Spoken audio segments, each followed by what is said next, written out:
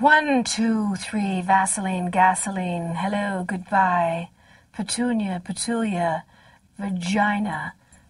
My name is Jann Arden, proud Canadian singer-songwriter, dancer, welder, painter, daughter. Don't have any kids that I know of. I never thought I'd be a dog and a purse person, by the way, just so you know. But it happens to the best of us. She's supposed to be German Shepherd, cross, but there's some gerbil that got into the... It's a recessive gene. It's a recessive gerbil gene that got into the sperm thing. My parents have shaped me in every aspect of my life. They're incredibly funny.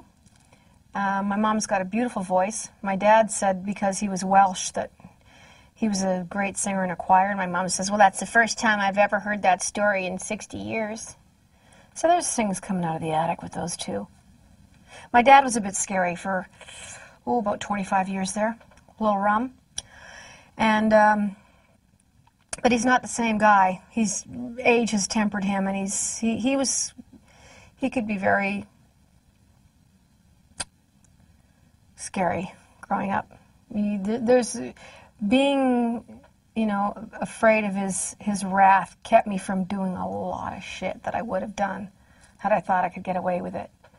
He got older, and his kids got older, and he changed, and he learned he's a person too. He's infallible, or not infallible rather, and he's got his own demons to box, his own fight with God, his own idea of eternity and heaven and hell and all that stuff, and he just softened his stance. But then, 3 or 4 years ago, he'd started having little strokes, and that's really changed him. It's like getting to know a whole new person. He's just a different guy. I'm going to be 48 years old in 2 months. So I think I would have been a good parent based on my parents. I think they did a really good job. Oh, gosh, selfishly, I think in my 30s it was more difficult because you have the biological thing going on. Oh, you're running out of time to have a kid. That's what women's bodies are built for, to have kids, and your biology reminds you of that for about 6 years every single month. It reminds you constantly, running out of time, running out of time. It's really kind of maddening, and it's very bizarre. And then, in my 40s it kind of lessened, but that's just hormones and vodka. And it just kind of lessens, and I just thought, well, the reality of my life is that I'm not going to be in one spot. Not that a kid needs to be in one spot. Have baby basket will travel. I'm not saying you have to have the picket fence in the house and everything, but I wouldn't have been for me. I'm too selfish. I'll probably regret it all my life in some way. Can you get my pills? Didn't you read the memo about what to ask me? No, anxiety, yeah. It's not a term, I know that sounds really frightening, but essentially they are tiny little heart attacks. It was my ventricle. I'd get so freaked out that my left ventricle, would expand, 5 times the size it was supposed to be, and it really hurt. And the first time I was hospitalized for a week. And it's not fear-based. I'm not afraid to go out there, but I think excitement, the adrenaline in my body doesn't know that it's not fear. I was reluctant to take medication, but now I take beta blockers. I take them twice a day, and I take an extra one before I go on stage. And it just keeps me here.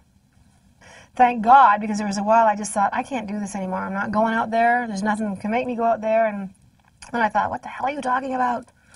Get out there. I belong to these people. That's how I feel.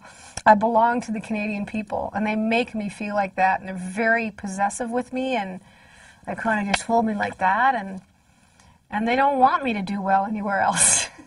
And I mean that with such affection. I mean that with such sincerity and complete love. They don't want me to go anywhere else, because to them, to Canadians, it's like they don't want me in a tube top, and God knows, nor do I. I do. I write about relationships. I don't know what else to write about. I write about, constantly yearning for something and searching for something and seeking something. And perhaps on a bigger level, it's just about the human condition. So I don't know if I ever strike balance. I think that's what looms in the music, is that you never feel settled in listening to it. I don't, anyway. I always feel like I want to know what happens at the end of the story.